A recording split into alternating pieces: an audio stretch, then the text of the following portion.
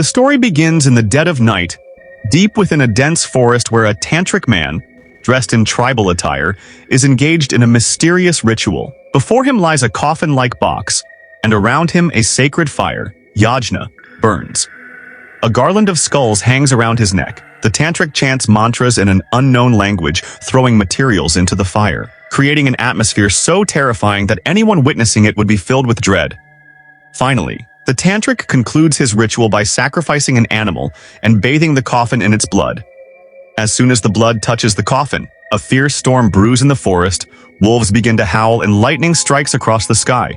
The tantric stands up, letting out a maniacal laugh. The story then shifts to around 8 p.m., when a team from the archaeological department consisting of about 20 people arrives in the same dense forest after a 6-hour journey.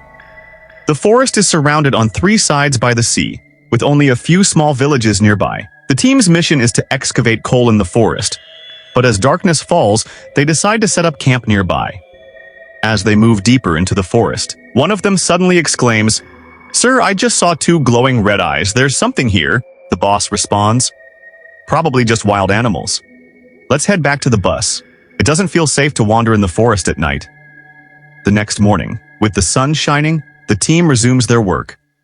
As they venture further into the forest, they come across a dilapidated temple. They decide to demolish the temple to begin excavation.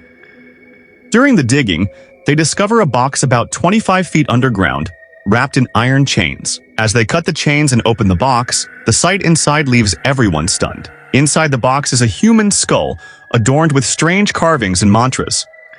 The boss says, "Maybe we shouldn't have opened this box."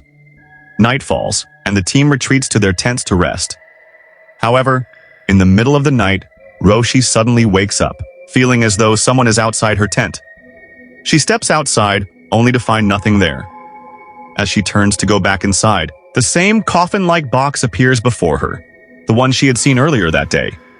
The lid of the box slowly opens, releasing a dark smoke that engulfs Roshi. She screams, but no one hears her. The smoke spreads throughout the camp, and one by one, everyone falls victim to it. The story ends the next morning when another team from the archaeological department arrives at the site, only to find destroyed tents and the remains of the team members. The area is then declared completely off-limits, and no one is ever allowed to go there again.